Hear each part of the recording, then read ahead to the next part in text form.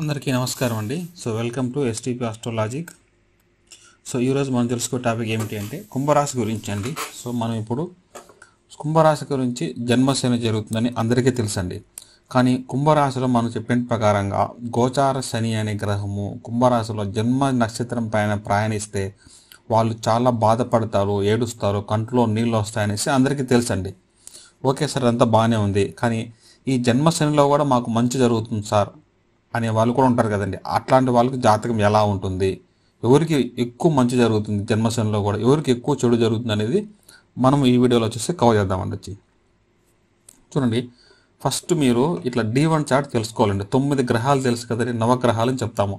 9 గ్రహాలు, ఇది D1 అంటాము. D1 చార్ట్లో 9 గ్రహాలు ఎక్కడెక్కడ ఉన్నాయని తెలుసుకోవాలి సార్. చూడండి, ఇక్కడ చంద్రుడు ఇక్కడ మీన రాశిలో ఉన్నాడు, ఇక్కడ చంద్రుడు అంటే కుంభరాశి. మంది కుంభరాశి అనమాట. బాక్స్ నెంబర్ 10లో చంద్రుడు, 11లో చంద్రుడు అంటే అది కుంభరాశి అవుతుంది. ప్రతి ఒక్కరూ నన్ను ఫాలో అయ్యే వాళ్ళందరూ మీ date, month, year, time, place of birth ఇక్కడ వేసి సబ్మిట్ కొడితే లగ్న నవాంశ కుండలో వస్తుంది. దాంట్లో D1 చార్టే అదనమాట. అది తెలుసుకున్న తర్వాత ఇక్కడ చూడండి, ఇది మీన రాశి, కర్కాట లగ్నం అనమాట. అట్లా చూడండి సార్, జాతక చక్రం ఎలా ఉంటుంది. ప్రతి ఒక్కరూ ఇది బేసిక్ తెలుసుకోవాలి సార్. రాశి చక్రం అంటాం దీన్ని. ఇట్లా D1 చార్ట్లో అంటే గ్రహాలు ఉంటాయి కదండి.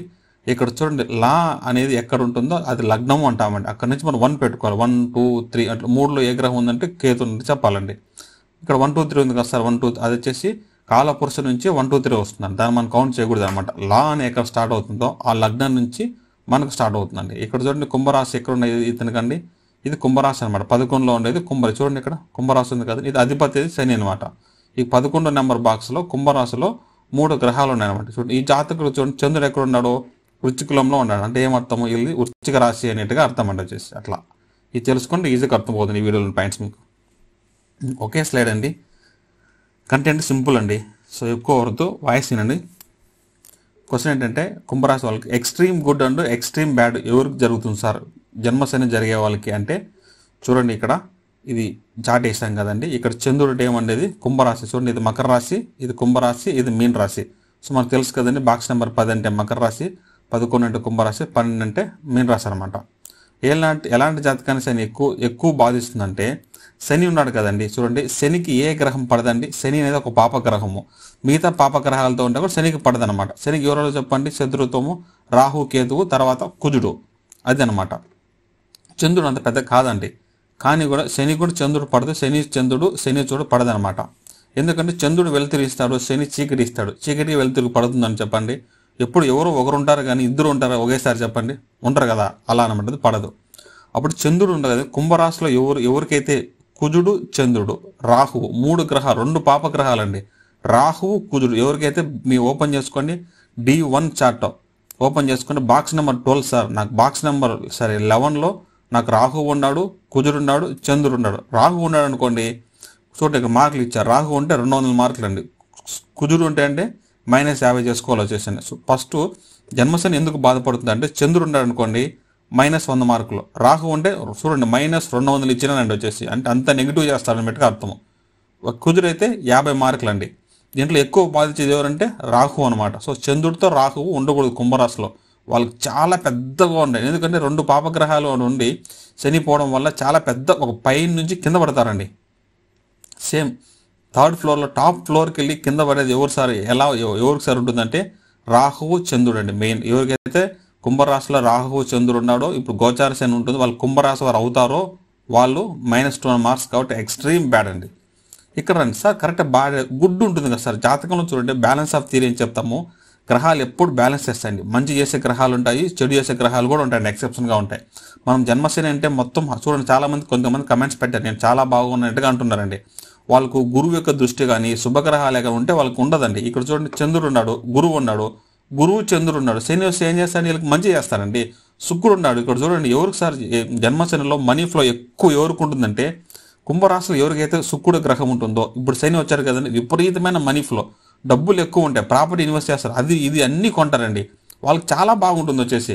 మనం ఈ వీడియో చూసారనుకోండి, ఏం చెప్తున్నారు, నాకైతే చాలా బాగుంది అని చెప్పేది రివర్స్ అనుకుంటారు. కానీ కమెంట్స్ చూడండి, ఏ పాయింట్ చెప్పినా దాంట్లో నిజము ఉంటుంది, అబద్ధం ఉంటుంది. ఎంతైనా చూడాలండి. అది 80% వరకు చెప్పొచ్చు అండి.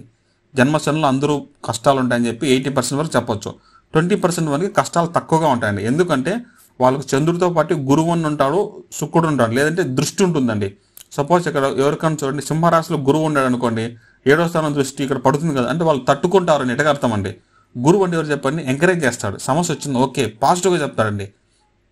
గురుగ్రహము ఎంత కష్టాలు వచ్చినా కూడా పాజిటివ్గా గౌరవం కోసము పర్లేదు మామూలుగా కష్టం అంటే చెప్తారండి. అందుకు గురువు శుక్రుడు ఎవరికైతే కుంభరాశిలో ఉంటారో వాళ్ళకి చాలా తక్కువ బాధిస్తుంది. రాహు కుజ పాపగ్రహాలకు ఎవరికైతే కుంభరాశిలో ఏంటి చెప్పండి జన్మజాతకంలో ఉంటారో వాళ్ళకి ఎక్కువ బాధిస్తుంది అనేది నా పాయింట్ అండి. ఇది ఎవరు చెప్పిండ్రు యూట్యూబ్ ఛానల్లో, ఇది అర్థం చేసుకోండి అంతే సార్. సపోజ్ నెక్స్ట్ ఇక్కడ ఉండే అనుకోండి, అంతేలేండి సార్. ఇది ఈ వీడియోలో ఇంత సింపుల్గా షార్ట్గా చెప్తున్నది ఇది అంతేనండి.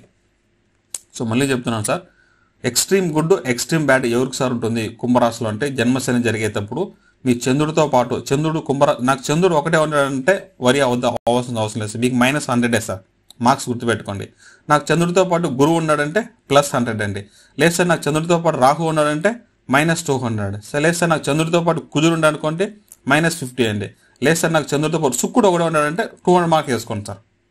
ఓకే అండి, ఇక గ్రహాలను చూడండి, గ్రహాల మార్క్ ఇచ్చారు, సింపుల్గా అర్థం చేసుకోండి సార్, మీకు బాగుంటుంది. మోర్ నెగిటివ్ అంటే ఎక్కువ బ్యాడ్ అండి, మోర్ పాజిటివ్ అంటే ఎక్స్ట్రీమ్ గుడ్ అండి. ఇంతే సింపుల్ క్యాలిక్యులేషన్ అండి, మీకు చాలా ఈజీగా ఇచ్చేసాను. మీరు చూసుకోండి, ఆన్లైన్ జ్యోతిష్.comలో కొట్టేసి D1 చార్ట్ ఓపెన్ చేసి బాక్స్ నెంబర్ 11లో చంద్రుడు ఒకటే ఉన్నాడా, ఓకే -100 సార్ నాకు అన్నట్టుగా అర్థం వచ్చింది. లేదు సార్ రాహు ఉన్నాడు నాకు -200 సార్, లేదు సార్ కుజుడు కూడా కలుపుకుంటే -50 అన్నట్టుగా అర్థం అండి. అంతేనండి. శుభగ్రహం ఉంటే మంచి ఫలితం ఇస్తుంది, పాపగ్రహం అంటే చెడు ఫలితం అనేది ఉంటాయండి, అంతే అండి. సో మ్యాక్సిమం కుంభరాశులు అడుగుతుందండి. సో మ్యాక్సిమం మీరు ఈ మార్చి అవ్వాలండి ఎవరికైనా. మంచి నక్షత్రం మీ శతబీజ నక్షత్రం అయిపోతే కొంచెం ఏడుపు అనేది ఆగుతుంది, కంట్లో నీళ్ళు రావండి, అంతొకటే. అంతేగాని మొత్తం మీకు గ్రాఫిక్ వీళ్ళు చెప్పాను కదా, స్లోగా డిగ్రీస్ అవుతాయి, కానీ సడన్గా మంచి అనేది ఎక్స్పెక్ట్ చేయొద్దండి. ఈ మార్చి అయిపోయిన తర్వాతే మనం ఏమైనా చెప్పగలం వచ్చేసి కుంభరాశి వారికి. ఇంకా డీటెయిల్గా చెప్పాలంటే మనము జాతకం చూడాలన్నమాట. జాతకం చూసి ఏ గ్రహం ఉంది, చంద్రుడి తర్వాత ఏమైనా గ్రహాలు ఉన్నాయా లేవా అని చూసి సొంత జాతకం చూస్తే కానీ మనకు అర్థం కాదు. నేను చెప్పేది జస్ట్ రాశి కాబట్టి చూడండి, నేను 12 రాశులు వీడియో పెడితే ఏ రాశి ఎక్కువ వ్యూస్ పోతుందో చెప్తున్నాను. ఎందుకంటే ఉండేది కుంభరాశి శతపథ నక్షత్రమే కష్టాలు కాబట్టి, ఒక నక్షత్రమే కాబట్టి చూడండి 12 రాశులలో ఒక రాశిని ఎంచుకున్నాను కుంభరాశిని, ఎందుకంటే వాళ్ళకి కష్టం ఉందనే కాబట్టి. మీ లాస్ట్ 3 years చూడండి నా ఛానల్లో మకర రాశి ఎక్కువ వీడియోస్ ఉంటుంది, ఎందుకంటే వాళ్ళకి అప్పుడు మకర రాశికి జన్మశని జరుగుతూ ఉంది. ఇప్పుడు కుంభరాశికి జరుగుతుంది. నెక్స్ట్ ఎవరు పెడతాను సార్ 2 years తర్వాత అంటే మీన రాశి పెడతానండి. మీన రాశికి ఎక్కువ కష్టాలు ఉంటాయి కాబట్టి వాళ్ళకి చెప్తాను. చూడండి ఇక్కడ శని అనే గ్రహం ఒక్కొక్క రాశికి ఇబ్బంది ఇస్తుంది. చూడండి మళ్ళీ నేను ఎవరిని ఫోకస్ చేశాను, శని 27 నక్షత్రాల్లో ఒక నక్షత్రం వరకే చెప్తున్నాను కష్టాలు ఎక్కువనే. ఎవరికి శతపథ నక్షత్రం ఎస్ అందరూ ఎస్ అంటున్నారు, అందరికీ ఏడుస్తున్నా అంటున్నారు. ఎందుకని అది తెలుసుకోవాలండి. శని ఏ నక్షత్రం పైన ప్రయాణిస్తాడో వాళ్ళకు ఉంటుంది అనమాట కష్టం అంటే అర్థం అంటే చేసి.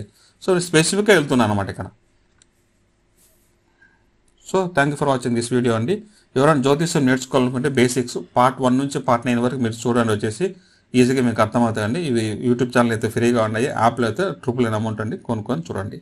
So thank you for watching this video అండి.